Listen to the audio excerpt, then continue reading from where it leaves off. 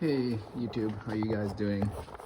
I just wanted to first thank you guys for the likes and comments. Keep it coming. Um, I mean, the thing is, if there's a lot of interest, I'll continue these videos. I do like making them, so I love, you know, sharing the thoughts and comments and knowing what you guys are thinking, and that I'm not the only one with this oil dilution issue, and I do want to share with you some of the things that have helped with the oil dilution. The Civic, this is the Civic engine compartment. The CRV is right behind me. So what I'm going to do is check the oil on the Civic first. I had one of the fellow YouTubers ask about if an engine has been sitting overnight versus 5 to 10 minutes. And Honda is right. Like basically, Honda says to check the engine about 5 to 10 minutes after it's been sitting, after, you know, like a drive, and then after 5 to 10 minutes, check the oil, and the oil should be at about the full mark, right? If it's a little bit over, that's okay, but ideally you want to have it at exactly the full line. The Civic now has a few thousand kilometers on it after my last oil change. A few thousand, probably about 2,500, and then CRV has about 3,000 kilometers on it. So just bear with me. I'm just gonna grab a tissue.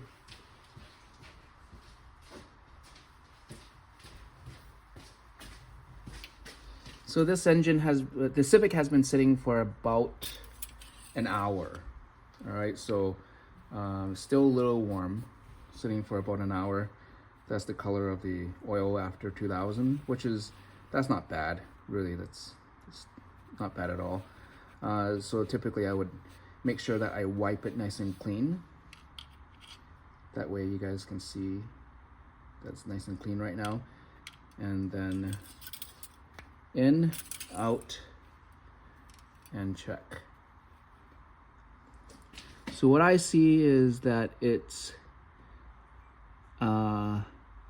really hard to see, right? But it's over full, but there's no noticeable fuel smell. Well, oil smell, yes. Fuel, none. It's not above the that top orange part, like where the metal and the orange part meets. It's just right below that. And I just smelled the smell of it, and indeed it only smells like oil. If you smell gas, like it has like a chemical gas smell, it means that you have fuel dilution. And Honda says that there's going to be some fuel dilution in these engines because of the way it's designed. And while I agree with that, GDI dash turbo, and then with the low piston or low tension piston rings. So let me just check that once more for you guys. Low tension piston rings will allow blow by and fuel to go into your crankcase. So where I read it is just right here, right about here. But this engine has been sitting for about an hour. So now I'm gonna switch over to the CRV, which has been sitting for about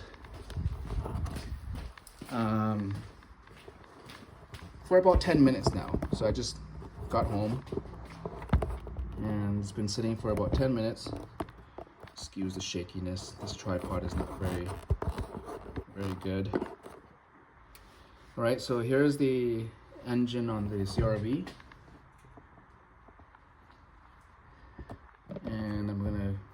So this one has been sitting for about,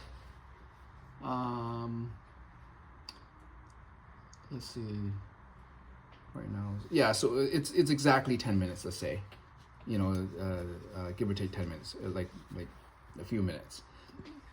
So I'm gonna go ahead and take this out, clean it. So you'll notice that this oil is going to be a little bit dirtier.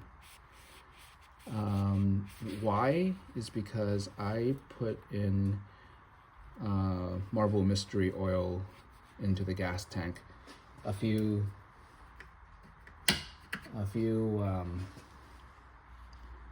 tanks already, and Marvel Mystery Oil seems to really clean things up, which is good. But I think some of it is getting into the crankcase still. I'll leave that till later to talk about it. But where I'm at right now is just a tiny bit over full. It's really hard to see actually. A tiny bit over full. So I'm gonna go ahead and clean it.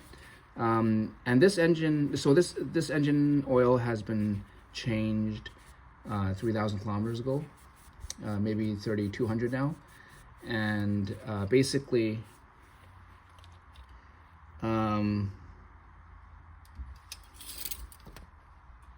should be just at that line.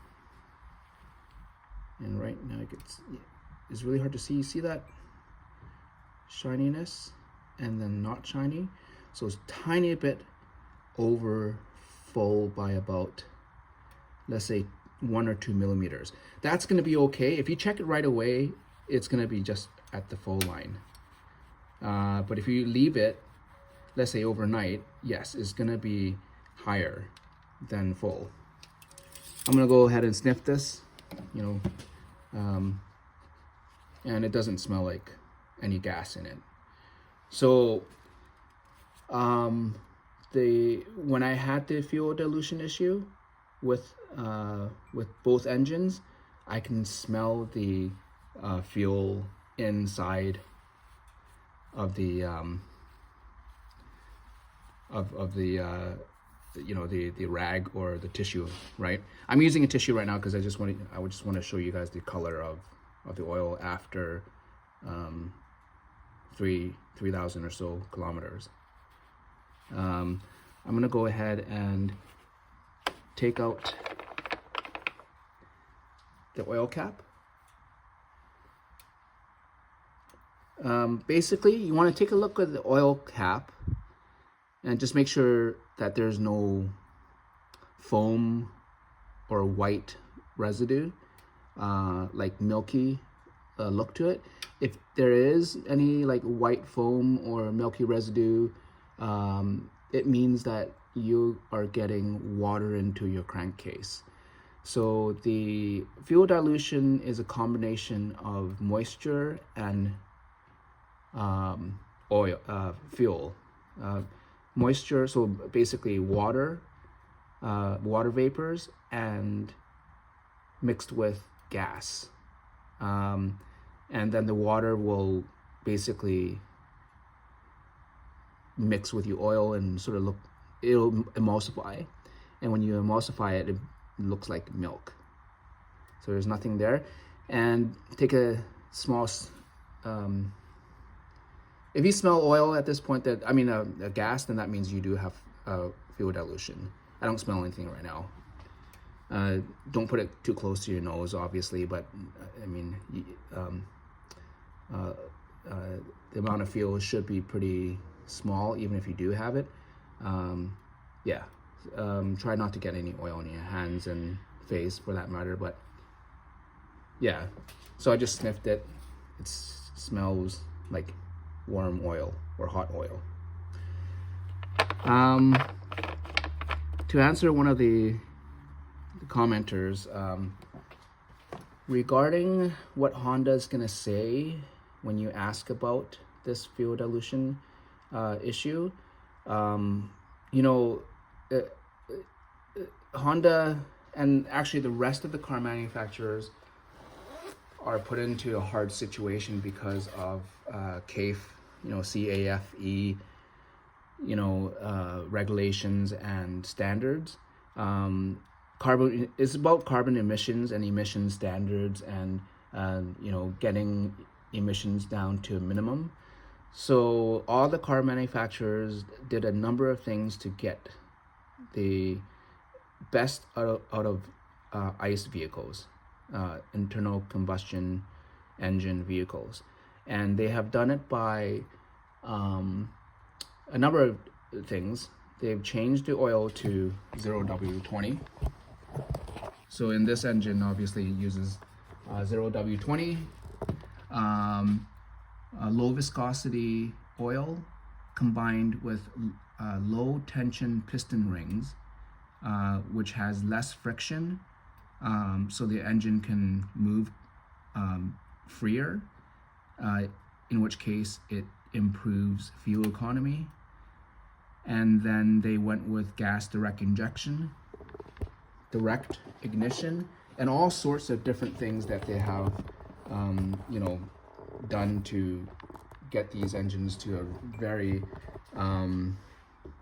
efficient, lean burning result, and it is very fuel efficient. I mean, this car is, whatever it is, 3,000 pounds, relatively medium. I think the CRV is a medium-sized SUV, and it gets, I get about the 30 mile per gallon mixed highway and city, which is really good because I had a 96 Integra GSR, and back then I get the same. And this car is, obviously like 1,000 pounds heavier or whatever it is, right? So I mean, it's quite a feat. I like the car. I like the way it drives for the most part. Same thing with the Civic. The Civic's, I like it. The CVT transmission, I don't really mind it. I mean, it at least is smooth, right? So CVT is another thing that they've done. It improves on fuel efficiency, but all those things that they have done, including adding turbo, right? The turbocharger. I mean, Honda could have easily stayed with the 2.4 liter regular port injection engine for the CRV, but they opted to go with the low or small displacement 1.5 versus 2.4, and then went to GDI, gas direct injection, instead of port injection, and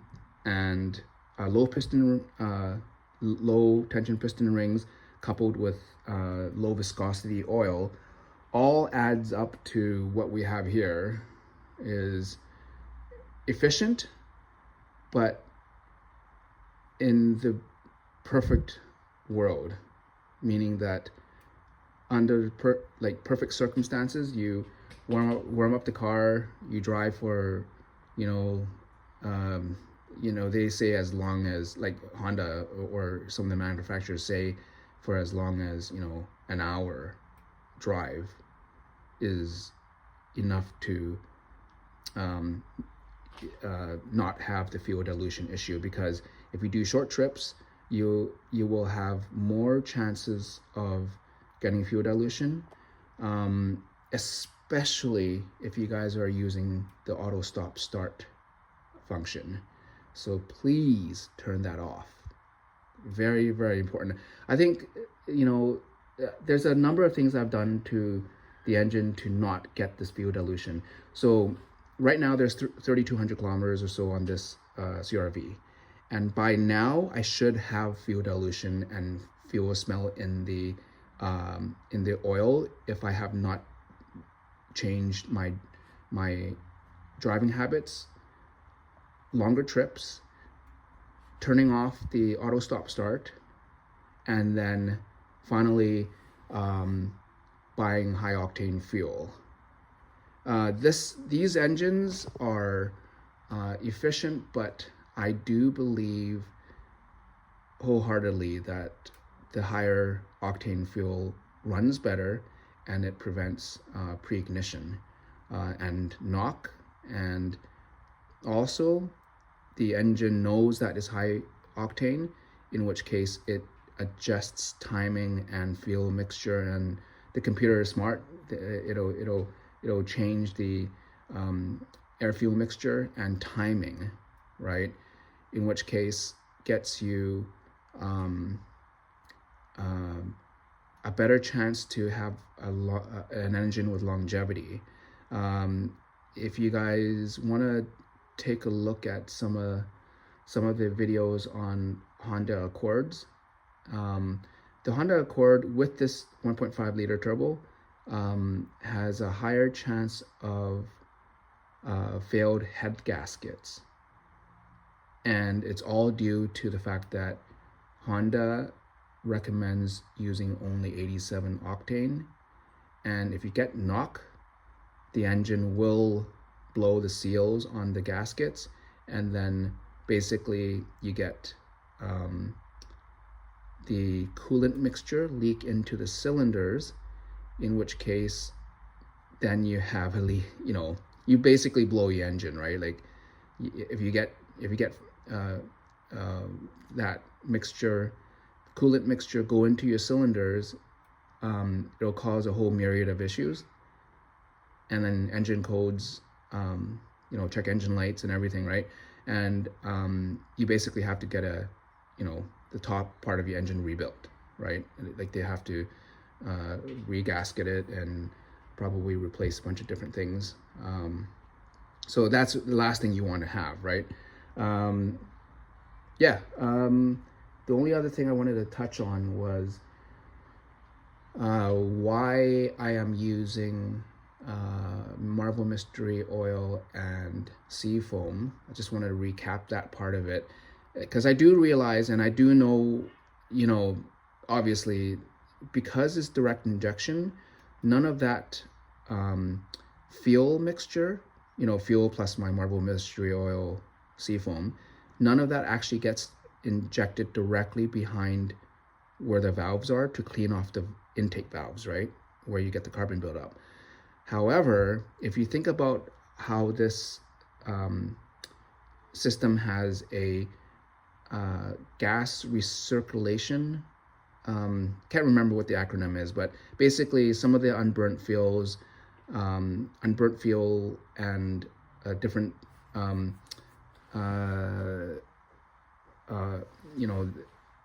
things in the engine that does not get burnt, it gets recirculated back into the engine, and that's where the carbon deposits build up, because it gets that unburnt fuel, probably a bunch of carbon and whatnot, gets thrown back into the air mixture only, and it hits the back of the valves, intake valves, and that is what makes those carbon deposits. And if you think about it, that means that the unburnt fuel, which includes your Marvel Mystery Oil, Seafoam, or whatever it may be, will actually get injected back in, and at least will help anyway. Eventually, probably have to do, if it gets bad enough, probably do a walnut blast, right? That's the number one way to clean it. But there's a lot of YouTubers that recommend using Seafoam into the intake manifold. But I'll leave that for later. So that's, like injecting or spraying into the intake manifold, air intake manifold, the Seafoam, and run it at about 2,000 RPM. That trick is another way to, get a high amount of the cleaner into the back of the intake valves, right? And clean those deposits that way. And then, so I'll leave that for a later video, but hopefully I've answered some of the questions, and hope this video helps. And as always, subscribe and like the video. That way the YouTube algorithm will, reach more people with my videos. Thanks, guys. Take care.